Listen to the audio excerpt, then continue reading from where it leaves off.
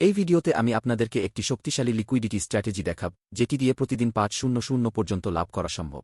এটি সেই স্ট্র্যাটেজি যা পেশাদার ট্রেডাররা ব্যবহার করে। কিন্তু আমি এটিকে এত সহজভাবে ব্যাখ্যা করব যেন একজন একদম নতুন ট্রেডারও সহজে বুঝতে পারে। তাই আপনি যদি জানতে চান পেশাদার ট্রেডাররা আসলে কিভাবে ট্রেড করে, তাহলে এই স্ট্র্যাটেজিটি আপনার জন্য। এই স্ট্র্যাটেজির মূল ভিত্তি একটি জিনিসের উপর, লিকুইডিটি। কিন্তু লিকুইডিটি আসলে কি? সহজভাবে বললে, এটি এমন কিছু জায়গা যেখানে মার্কেটে আগে থেকেই অর্ডার বসানো থাকে।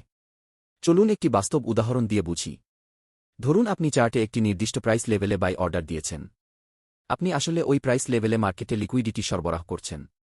মানে আপনি মার্কেটকে বলছেন, এই দামে আমি কিনতে রাজি গি। একই ব্যাপার ঘটে যখন আপনি সেল অর্ডার দেন। তখন আপনি বলছেন, এই দামে আমি বিক্রি করতে রাজি, কে এটাও ওই প্রাইস লেভেলে লিকুইডিটি তৈরি করে। বেশিরভাগ মার্কেটে প্রায় সব প্রাইস লেভেলে লিকুইডিটি থাকে, কারণ লাখ লাখ ট্রেডার প্রতিনিয়ত বিভিন্ন দামে অর্ডার প্লেস করছে। এদের মধ্যে থাকতে পারে সাধারণ ট্রেডার, বড় ব্যাংক বা ফিনান্সিয়াল ইনস্টিটিউশন। অর্থাৎ যেকোনো দামে কেউ না কেউ কিনতে চায় এবং কেউ না কেউ বিক্রি করতে চায়। এই হল লিকুইডিটির মূল ধারণা, এবং এটাই প্রতিদিন মার্কেটকে চলাচল করায়। তবে কিছু নির্দিষ্ট প্রাইস লেভেলে লিকুইডিটি তুলনামূলকভাবে বেশি থাকে। উদাহরণস্বরূপ, ধরুন চার্টে একটি সাপোর্ট লেভেল আছে যেখান থেকে দাম দুইবার বাউন্স করেছে। আবার যখন দাম ওই লেভেলের দিকে আসে, তখন বেশিরভাগ ট্রেডার কি করবে? তারা আরেকটা বাউন্স আশা করবে। তাই তারা ওই সাপোর্টে বাই করবে এবং স্টপ লস রাখবে সাপোর্টের নিচে। আর যদি তারা একটু বেশি সতর্ক হয়, তাহলে আরও নিচে স্টপ লস দিবে যেন সহজে স্টপ আউট না হয়। আপনিও সম্ভবত এই জিনিস আগেও দেখেছেন। দাম সাপোর্ট ভেদ করে একটু নিচে যায়, স্টপ লস ট্রিগার করে, তারপর আবার উপরে উঠে যায়। তখন আপনার মনে হয়, এই সেটআপ তো কাজ করল না কেন? এর কারণ হল পেশাদার ট্রেডাররা, যাদের কাছে বড় ক্যাপিটাল থাকে, ইচ্ছা করে ওই সাপোর্টের নিচের লিকুইডিটিকে টার্গেট করে। তারা জানে অনেক সাধারণ ট্রেডার এই একই প্যাটার্ন দেখছে এবং একই জায়গায় স্টপ লস দিচ্ছে। এতে ওই এলাকায় প্রচুর লিকুইডিটি তৈরি হয়। তারা সেই স্টপ লসগুলো হিট করে সেই লিকুইডিটি নিজেদের বাই পজিশন পূরণে ব্যবহার করে। তাই আপনি অনেক সময় দেখবেন, দাম আগে নিচে যায়, তারপর ঘুরে আবার উপরে উঠে। আমি আপনাকে শিখাবো কিভাবে আপনি সেই এক ট্রেডারদের মতো হতে পারেন যারা এই লিকুইডিটি ব্যবহার করে লাভবান হয়।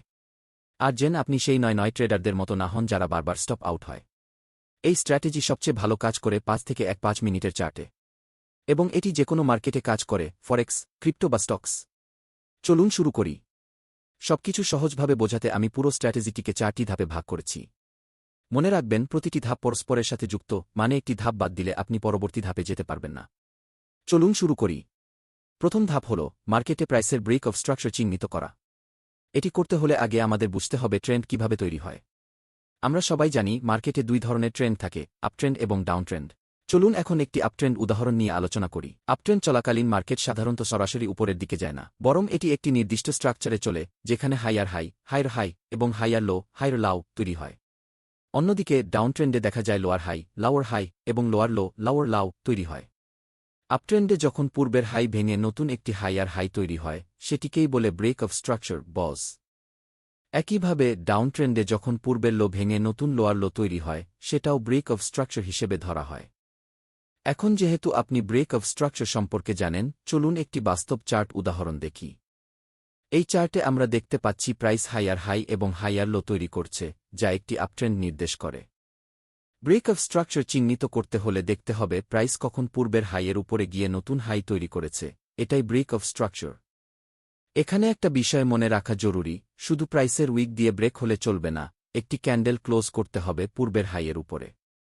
ব্রেক অফ স্ট্রাকচার চিহ্নিত করার পর আমরা চলে যাব স্টেপ 2তে, সাপ্লাই বা ডেমেন জোন চিহ্নিত করা। সাপ্লাই ও ডেমেন জোন এমন এলাকা যেখানে বড় পরিমাণে বাই অথবা সেল অর্ডার প্লেস করা হয়, যার ফলে মার্কেটে হঠাৎ করে বড় মুভমেন্ট হয়। এই জোনগুলো খুঁজে বের করার সবচেয়ে সহজ উপায় হল প্রথমে একটি ব্রেক অফ স্ট্রাকচার খুঁজে বের করা, তারপর দেখতে হবে ওই মুভমেন্ট শুরু হওয়ার আগের জায়গাটা কোথায় ছিল। যেমন, যদি দাম হঠাৎ অনেক উপরে উঠে যায়, তাহলে ওই ঊর্ধ্বমুখী মুভমেন্ট শুরু ঠিক আগের জায়গাটি হবে ডেমেন জোন। আর ডাউনট্রেন্ডে দাম যদি হঠাৎ নিচে নামে, তাহলে ওই পতনের আগে যেখান থেকে দাম নিচে নামা শুরু করেছিল, সেটি হবে সাপ্লাই জোন।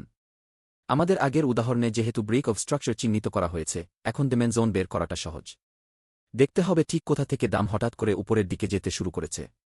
ডেমেন জোন চিহ্নিত করতে সেই শার্প মুভমেন্ট শুরুর শেষ ক্যান্ডেলটি সিলেক্ট করুন। রেক্ট্যাঙ্গল টুল ব্যবহার করে সেই ক্যান্ডেলের লাউ থেকে হাই পর্যন্ত একটি জোন আঁকুন। এই এলাকা হয়ে যাবে আমাদের ডেমেন জোন। এখন যেহেতু ডেমেন জোন চিহ্নিত করা হয়েছে, আমরা যাব স্টেপ 3তে, লিকুইডিটি লেভেল খুঁজে বের করা। আর এটাই পুরো স্ট্র্যাটেজির সবচেয়ে গুরুত্বপূর্ণ ধাপ। সহজভাবে বললে, লিকুইডিটি লেভেল হল এমন জায়গা যেখানে অনেক স্টপ লস অর্ডার জমে থাকে। লিকুইডিটি লেভেলের উদাহরণ হতে পারে ডাবল বটম, ট্রিপল বটম অথবা একই লেভেল থেকে বারবার রিজেকশন পাওয়া। যখন কোনো লেভেল খুব বেশি স্পষ্ট বা চোখে পড়ার মতো হয়, তখন অনেক ট্রেডার ওই জায়গায় বাই এন্ট্রি নেয় এবং সাধারণত ঠিক নিচে স্টপ লস দেয়। এতে করে ওই লেভেলের নিচে অনেক স্টপ লস জমে যায়, আর এটাই হয়ে যায় লিকুইডিটি পোল, যেটাকে স্টপ হান্ট করে বড় ট্রেডাররা। আমরা যা খুঁজছি তা হল এমন একটি লিকুইডিটি লেভেল যা আমাদের ডেমেনজনের উপরে অবস্থিত। সাধারণত কি হয়, প্রাইস ওই লিকুইডিটি লেভেলের নিচে ব্রেক করে, নিচে থাকা স্টপ লসগুলো হিট করে, তারপর ডেমেন জোন থেকে বাউন্স করে উঠে আসে। এই বাউন্সটাই হয় আমাদের বাই এন্ট্রি। একইভাবে ডাউন ট্রেন্ড বা বিয়ারিশ মার্কেটে আমরা এমন একটি লিকুইডিটি লেভেল খুঁজব যা সাপ্লাই জোনের নিচে অবস্থিত। সেখানে প্রাইস আগে ওই লেভেলের উপরে যাবে, উপরের লিকুইডিটি হিট করবে, তারপর সাপ্লাই জোন থেকে রিজেক্ট হবে। এই রিজেকশনটাই হবে আমাদের সেল এন্ট্রি।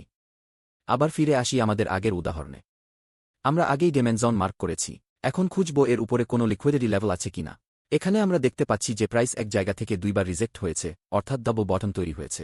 এটা মানে ওই লেভেলের নিচে অনেক স্টপ লস জমেছে, যেটা একটি লিকুইডিটি পোল। আমরা চলে যাব চূড়ান্ত ধাপে, ট্রেডে এন্ট্রি নেওয়া। এই স্ট্র্যাটেজিতে ট্রেডে এন্ট্রি নেওয়া খুবই সহজ। আপনি একটি লিমিট বাই অর্ডার বসাবেন ডেমেন জোন এর ঠিক উপরে, স্টপ লস দিবেন ওই জোনের একটু নিচে, আর টেক প্রফিট সেট করবেন আপনার স্টপ লস থেকে দ্বিগুণ দূরত্বে। আর যদি আপনি একটু বেশি আগ্রাসিভ হন, তাহলে আপনি আগের হাই পয়েন্টকে টার্গেট করতে পারেন টেক প্রফিট হিসেবে। লিমিট অর্ডার মানে হল আপনি বর্তমান মার্কেট প্রাইসে ট্রেডে ঢুকছেন না, বরং আপনি এমন একটি এন্ট্রি সেট করছেন যেখানে মার্কেট যখন ওই প্রাইসে আসবে, তখন অটোমেটিক এন্ট্রি নিবে, স্টপ লস ও টেক প্রফিট সহ। এইভাবে আপনাকে সারাদিন চার্টের সামনে বসে থাকতে হবে না। শুধু লিমিট অর্ডার দিয়ে দিন, প্রাইসকে নিজের মতো চলতে দিন। এই উদাহরণে প্রাইস লিকুইডিটি লেভেলের নিচে ব্রেক করেছে, আমাদের এন্ট্রিতে উইক করে ঢুকেছে, তারপর উল্টে টেক প্রফিট হিট করেছে। হয়তো শুরুতে এই স্ট্র্যাটেজি কঠিন মনে হতে পারে, কারণ অনেক শর্ত একসাথে মিলতে হয়। এটা অনেকটা চার্ট প্যাটার্ন খোঁজার মতো। যেমন ট্রায়াঙ্গেল প্যাটার্নে আপনি নির্দিষ্টভাবে একদম স্পোক প্রাইস মুভমেন্ট খোঁজেন না, আপনি মূলত খুঁজেন তার নিয়ম, কনভার্জিং ট্রেন্ড লাইন।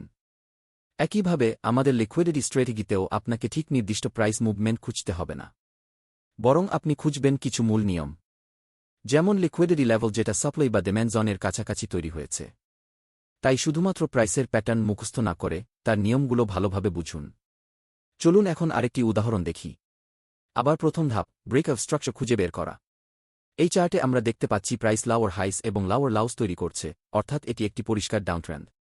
এখানে আমরা দেখতে পাচ্ছি প্রাইস একটি লো ভেঙে নতুন লাওয়ার লাউ তৈরি করেছে, এটি একটি ব্রেক অফ স্ট্রাকচার। আরেকটি ব্রেক অফ স্ট্রাকচার পাওয়া যাচ্ছে ঠিক এখানেও, যেখানে প্রাইস আগের লো ব্রেক করেছে। ব্রেক অফ স্ট্রাকচার চিহ্নিত করার পর আমরা যাব স্টেপ 2তে, সাপ্লাই জোন চিহ্নিত করা। কারণ এটি একটি ডাউনট্রেন্ড, তাই আমরা ডিমান্ড না সাপ্লাই জোন খুঁজব। এর জন্য সবশেষ ব্রেক অফ স্ট্রাকচারের দিকে ফিরে যাব, তারপর সেই শার্প ডাউন মুভমেন্টের আগে যেখান থেকে প্রাইস নিচে নামা শুরু করেছিল, সেটিকে মার্ক করব সাপ্লাই জোন হিসেবে। এই উদাহরণে সেই জায়গা এখানেই, তাই এটিই আমাদের সাপ্লাই জোন। এরপর যাব স্টেপ 3তে, লিকুইডিটি লেভেল চিহ্নিত করা যা এই সাপ্লাই জোনের নিচে রয়েছে। এখানে আমরা দেখতে পাচ্ছি একাধিক উইক একই লেভেল থেকে রিজেক্ট হয়েছে, মানে এটি একটি লিকুইডিটি এরিয়া। এটি এখন একটি লিকুইডিটি সুইপ টার্গেট হয়ে গেছে। অর্থাৎ এখন আমাদের কাছে আছে একটি সাপ্লাই জোন এবং তার নিচে লিকুইডিটি লেভেল, যা একটি সম্পূর্ণ লিকুইডিটি প্যাটার্ন তৈরি করেছে। এখন আমরা যাব স্টেপ 4, ট্রেডে এন্ট্রি নেওয়া। এই ক্ষেত্রে যেহেতু মার্কেট ডাউনট্রেন্ড, তাই আমরা সেল বা শর্ট এন্ট্রি খুঁজছি, অর্থাৎ দাম নিচে নামলে লাভ হবে। এন্ট্রির জন্য সাপ্লাই জোন এর নিচে একটি লিমিট সেল অর্ডার দিন, স্টপ লস দিন জোনের একটু উপরে, আর টেক প্রফিট দিন আগের লো পয়েন্টের দিকে। এবার ট্রেডটি চলতে দিন। এই উদাহরণে প্রাইস লিকুইডিটি লেভেলের উপর দিয়ে উঠে স্টপ হান্ট করে, তারপর সাপ্লাই জোনে গিয়ে রিজেক্ট হয় এবং নিচে নেমে টেক প্রফিট হিট করে। এই স্ট্র্যাটেজি হল ট্রেডিং শেখার সবচেয়ে শক্তিশালী কৌশলগুলোর একটি। এটি প্রতিদিন মাত্র একটি সেটআপ খুঁজে বের করে। আমাকে প্রতিদিন 500 পর্যন্ত আয় করতে সাহায্য করেছে, বিশেষ করে 5 মিনিটের টাইম ফ্রেমে।